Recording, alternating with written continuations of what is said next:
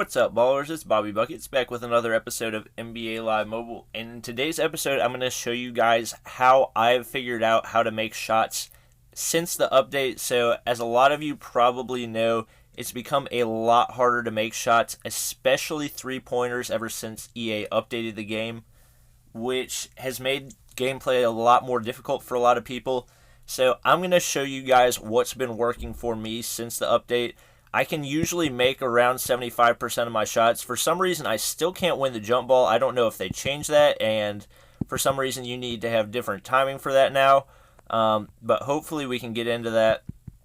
Probably going to be doing a later episode on some things that EA can fix to make gameplay a little bit more fair. And so we'll kick the ball out. Really, what I've found is, alright, so there we go, disproving my point, but what I've found to be really reliable for making three-pointers in the game has been catch and shoot. So really, anytime you have the ball, try to have a three-point shooter on the outside. And there we go, we get a steal right there.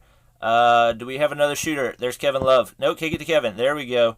See, wide open, catch and shoot, knock down threes. I would say 75% of the time that goes in, even if he's well defended. So trying to drive on the defenders and then kick it out to your three-point shooter, as opposed to what a lot of people did before was simply, oh, there we go, offensive foul.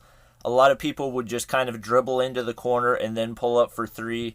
So they've changed the gameplay style a little bit, I think, to try to make it a little more realistic. So obviously they've made it more difficult. There we go, another knockdown shot, even though he was very heavily covered.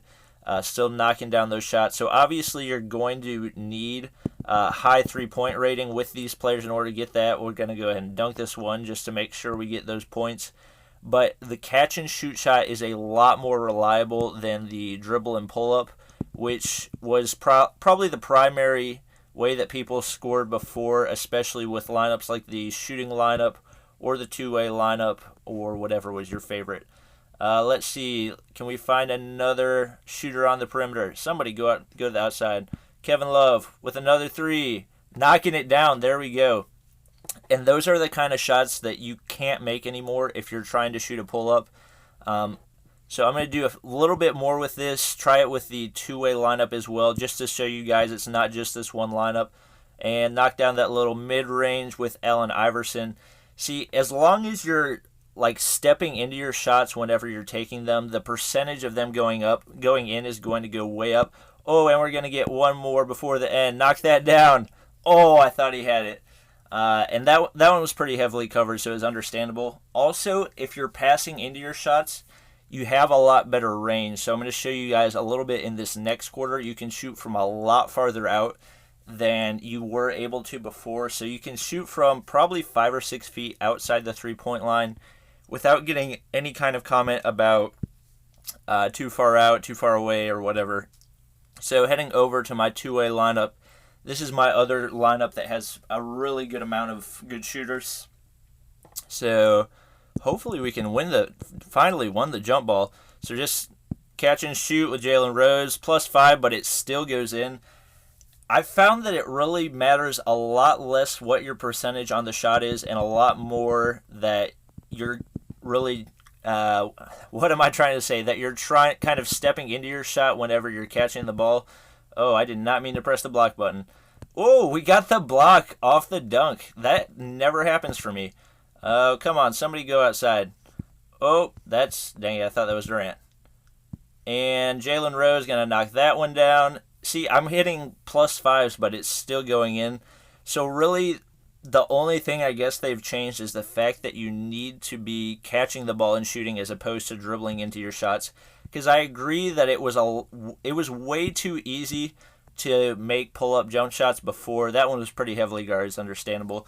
And like I said, this isn't 100% foolproof. You're not going to make 100% of your shots on pass and shoot jump shots, but it's definitely going to increase your percentage as opposed to just trying to dribble into your shots.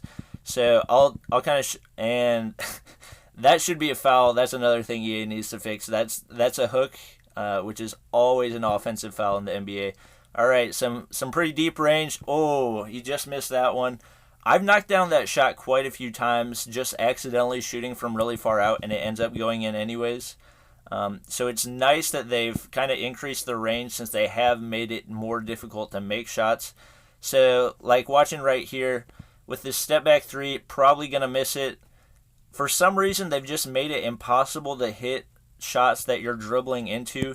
It's not incredibly realistic, so hopefully they'll have some more balance changes in the future.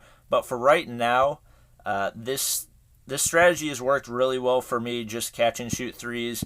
Jalen Rose, catch and shoot right there, plus, wow, all right. So apparently not working as well this quarter, but it works probably 75% of the time for me. I would definitely recommend it if you guys are having a hard time making your shots. There we go, James Harden knocking down his catch and shoot three. If you guys have any more techniques for how to score easier, obviously getting to the basket is going to help you a lot. But in regards to making threes, this has been the best way that I've found. So hope you guys enjoyed this episode. Please be sure to comment, like, and subscribe if you did, and I will see you guys next time.